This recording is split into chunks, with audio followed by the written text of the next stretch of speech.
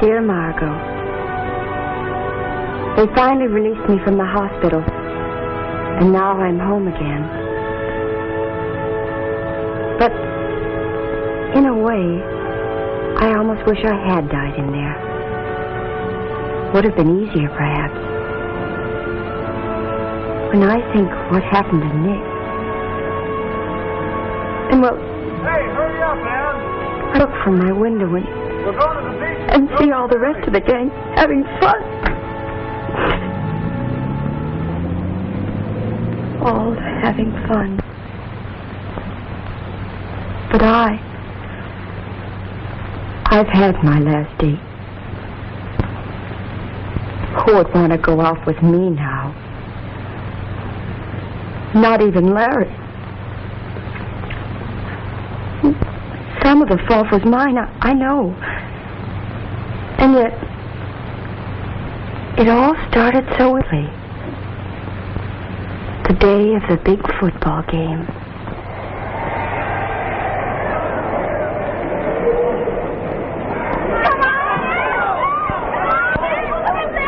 Andersonville High was playing the Mooseheart team that day, and both Larry and Nick were wonderful. Nick made 2 touchdowns himself. Oh, it was terribly exciting.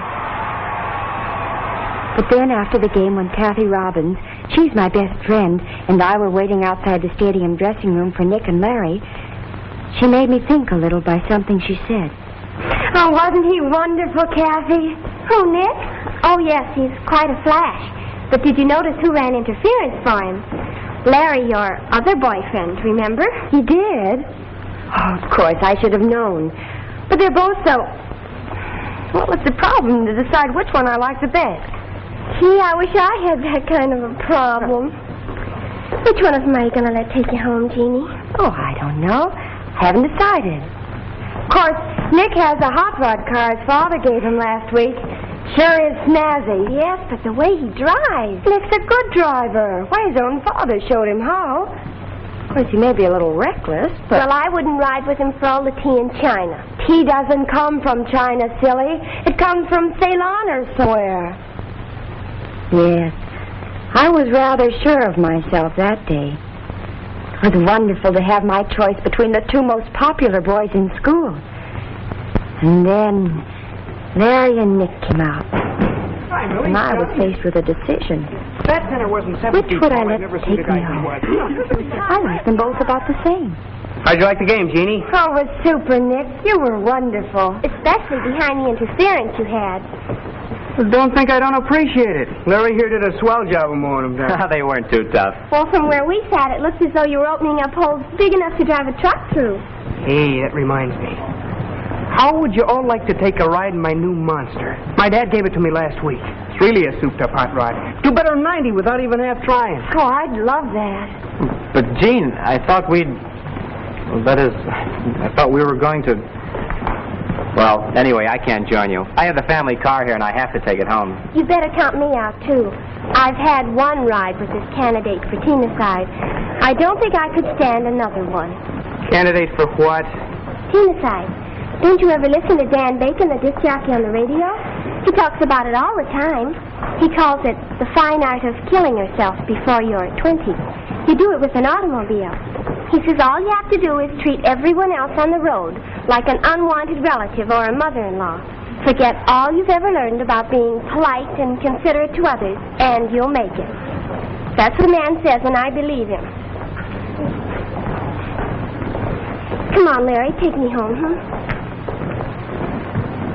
So long, kids. Bye. Bye. Yeah.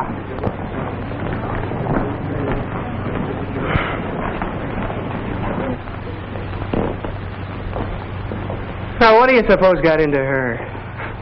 Tina's side. That's a lot of nonsense.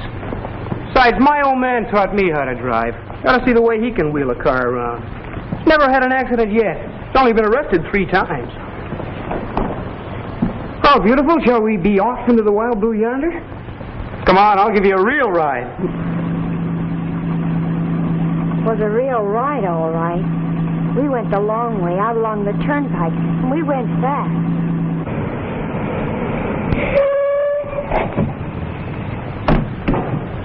By the time we got to my house, I was windblown and almost exhausted because the way Nick drove was, well, pretty frightening. Still, it was thrilling, too. Nick wanted a date for that evening to go dancing at the lake, but I turned him down. Somehow I felt uneasy about riding with him at night.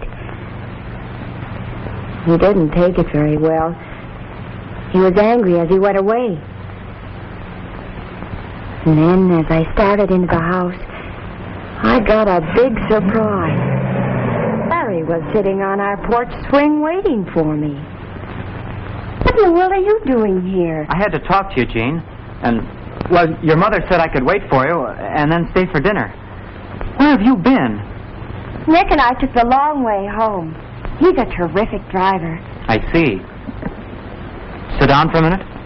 All right.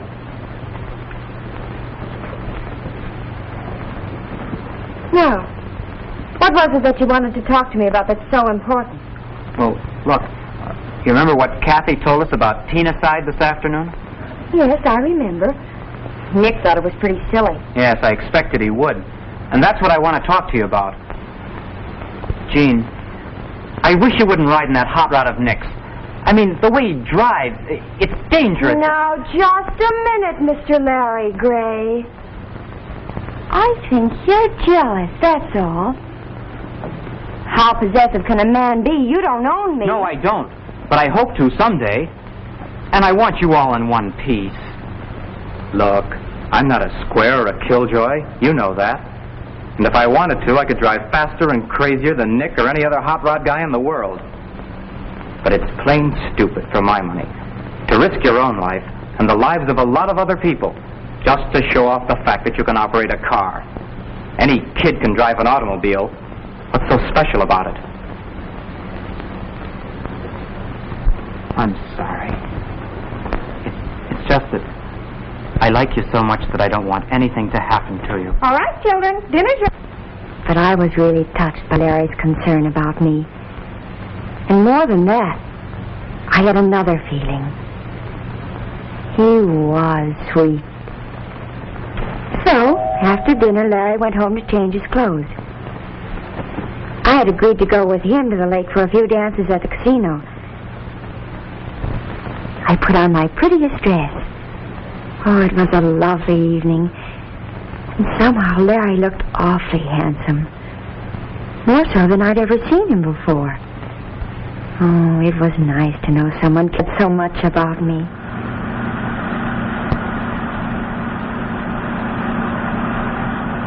Certainly was a lot different riding with Larry than it had been with Nick.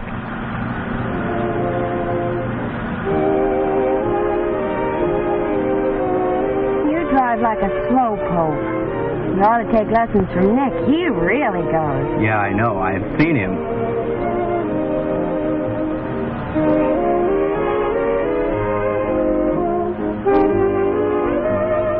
Oh, hurry up. You can beat that red light.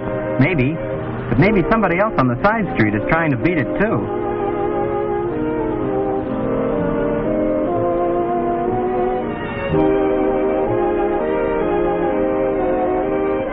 Why did you pass that car ahead of us? Because, darling, I don't want to go over the speed limit. Oh, for goodness sakes, we'll never get to the lake at this rate.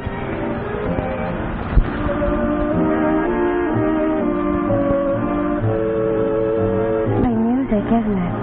Mm-hmm.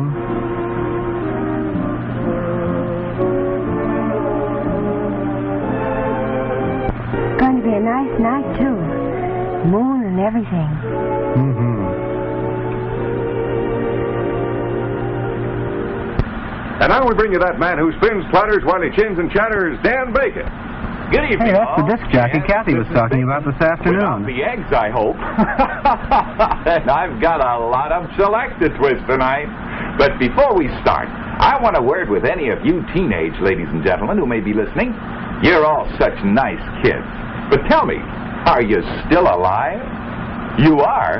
Good. Then you haven't committed teen-acide yet, have you?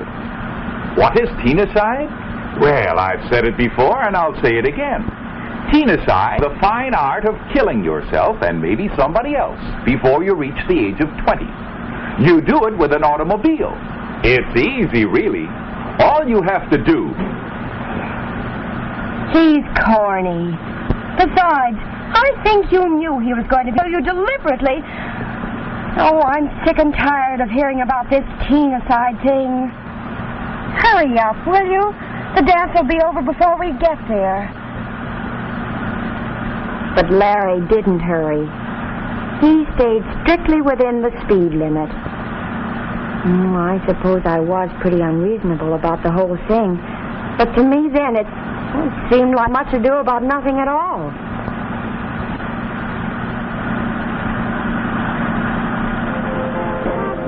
When we got to the Lake Casino, I stopped being mad.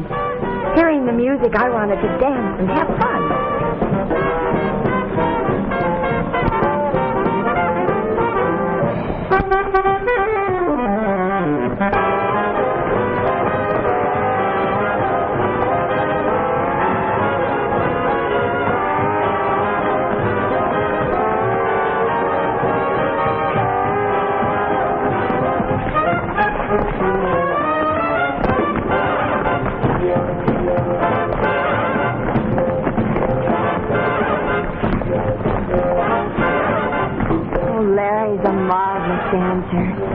And I was glad we'd gone there. He was a darling. He even tried to kiss you while we were dancing. But suddenly, I opened my eyes and there was Nick.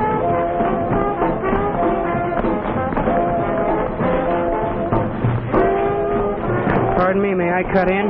Nick. Well, hi, Nick. Didn't expect to see you here. No, I expect you didn't. May I have a dance with your girl? Well, sure, if she's willing. But just one dance, mister. That's all I want. One dance.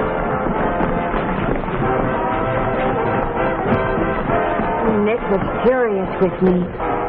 Why had I refused a date with him and then gone out with Larry? I didn't have any excuse. But his attitude made me miserable. The whole evening was spoiled. After a while, though, he got over his mad a little, and finally we made up. And all was forgiven.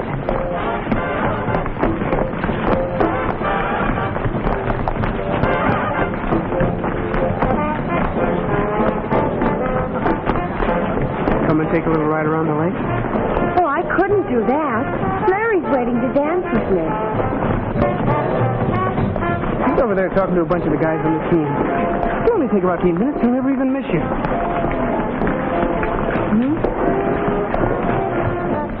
Consideration for having gone out with Larry instead of him. And on an impulse, I agreed to take a short ride. Not more than 15 minutes. Not more than 15 minutes.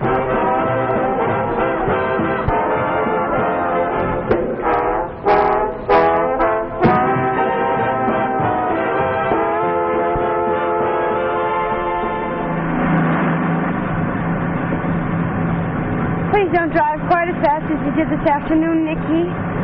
What's the matter? You've been listening to 12 years old. Like I told you before, taught me all the tricks. Be careful, Nick.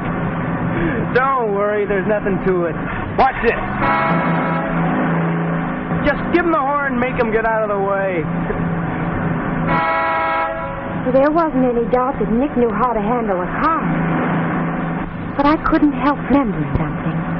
Teen-aside is the fine art of killing yourself and maybe somebody else before you reach the age of... You do it with an automobile. It's easy, really. Do you have to take corners on two wheels? Why not? Two wheels are better than none. That's what my old man always says. Please, Nicky. That's the second red light you run. Oh, those things are for old women and scaredy cats. I know what I'm doing.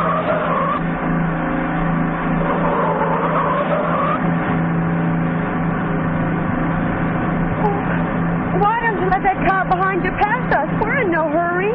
I'm always in a hurry, and this baby walk from them.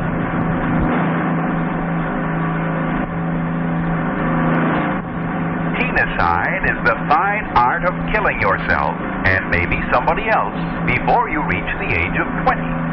You do it with an automobile. Genocide. Genocide. Genocide. Genocide. Genocide. Genocide. Genocide. That blasted truck. Oh, no, Nick, no, not on the curb.